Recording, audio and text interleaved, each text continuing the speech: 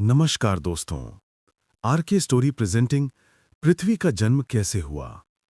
क्या आपने कभी सोचा है कि ये खूबसूरत पृथ्वी आखिर कहाँ से आई? कैसे एक छोटा सा धूल का कण करोड़ों सालों में बदलकर इस नीले ग्रह में बदल गया जहां जीवन बसता है और जहां हम रहते हैं। आज हम खोलने जा रहे हैं पृथ्वी के जन्म की रहस्यमयी कहानी। एक ऐसी कहानी जो शुरू होती है ब्रह्मांड के सबसे बड़े धमाके से और खत्म होती है हमारे घर इस धरती पर। तो अगर आपको ये रहस्यमयी सफर पसंद आए तो वीडियो को लाइक करें, सब्सक्राइब करें। तो चलिए शुरू करते हैं पृथ्वी की जन्म गाथा।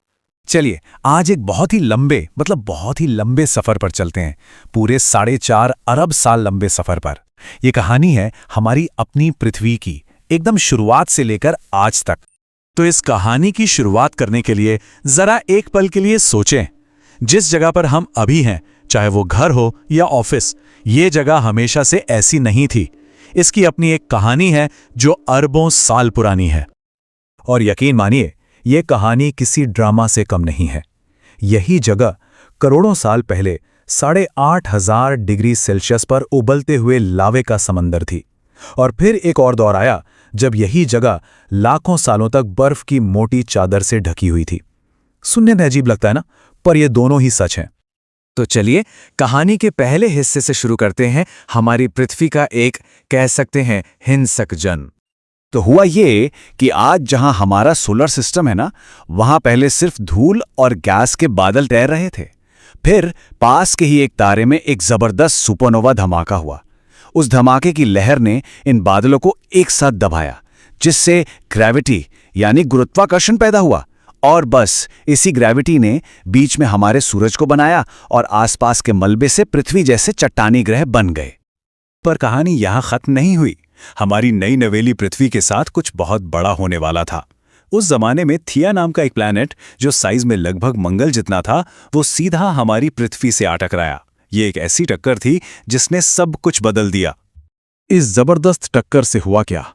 पृथ्वी का एक बहुत बड़ा हिस्सा टूटकर स्पेस में बिखर गया।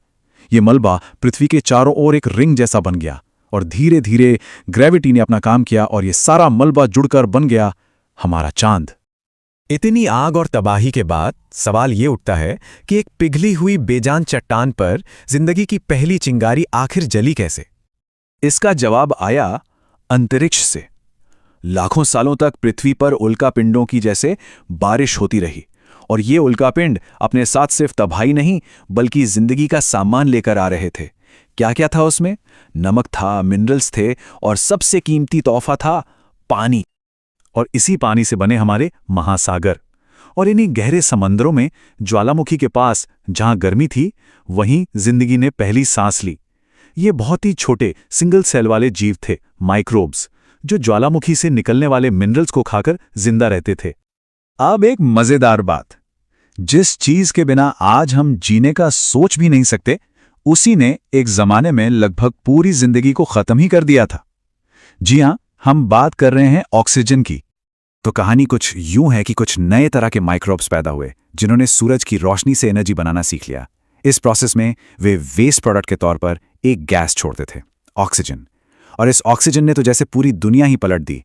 हमारा एटमॉस्फेयर और ओजोन लेयर बनने लगी, लेकिन साथ ही समंदर में मौजूद लोहे में जंग लग गया, जिससे जमीन लाल हो गई। और फिर इसने मौसम को इतना बदल दिया कि पूरी पृथ्वी एक लंबे आइस एज में चली गई।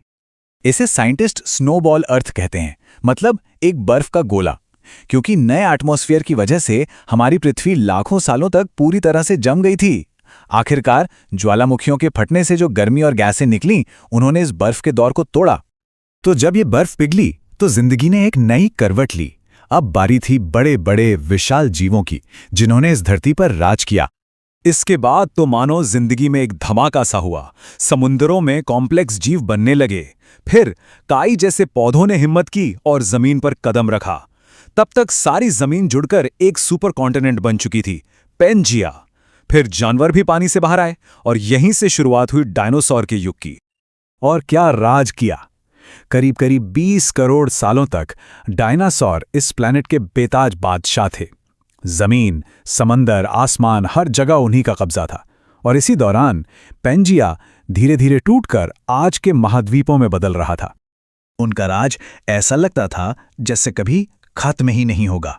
पर फिर आसमान से मौत बरसी। आज से 6.5 करोड़ साल पहले माउंट एवरेस्ट से भी बड़ा एक एस्ट्रॉइड सीधा पृथ्वी से आ टकराया, और इस टक्कर से जो एनर्जी निकली वो 10 करोड़ एटम बॉम्ब के एक साथ फटने जितनी थी। जरा सोचिए। नतीजा, एक ऐसी दुनिया जो धूल और राख के अंधेरे में डूब गई।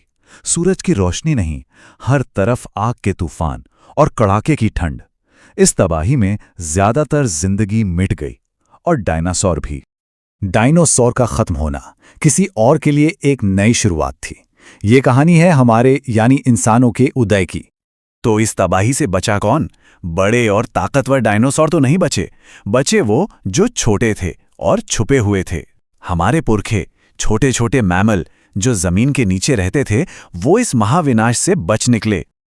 और जैसे ही डायनासोर गए, इन मैमल्स के लिए पूरी दुनिया खुल गई। लाखों साल बीते, अफ्रीका के जंगलों में प्राइमेट्स आए। फिर मौसम बदला, जंगल कम हुए, तो कुछ वानरों ने 2 पैरों पर चलना सीख लिया, और आखिर में कोई 2 लाख साल पहले होमो सेपियंस यानी हम इस कहानी में दाखिल हुए। और हमारे आते ही एक क्रांति हुई। हमने आग को काबू करना सीखा, औजार बनाए, हथियार गढ़े, भाषा और कल्चर बनाया, और देखते ही देखते हम पूरी दुनिया में फैल गए, इस ग्रह पर अपनी एक अमिट छाप छोड़ते हुए। और ये सब हमें आज के दौर में ले आता है। सोचिए, 4.5 अरब साल की इस लंबी कहानी में हमारे कुछ हजार साल तो पलक झपकने के बराबर हैं। इस बात को ऐसे समझ सकते हैं कि इस पृथ्वी को आज जैसा बनने में 4.5 अरब साल लग गए, और हमें सिर्फ कुछ हजार साल लगे इसे इतना ज्यादा बदलने में। तो 4.5 अरब साल की ये कहानी आज एक सवाल पर आकर खड़ी है। हमारा अगला चैप्टर क्या होगा? और ये एक ऐसा सवाल है जिसका जवाब किसी और को नहीं, बल्कि हमको सबको मिलकर लिखना है। वीडियो आपको अच्छी लगी हो तो वीडियो को लाइक करें, सब्सक्राइब करें और बेल आइकन को जरूर दबाएं, जिससे आपको आने वाली लेटेस्ट वीडियो का नोटिफिकेशन सबसे पहले मिले। Thank you for watching.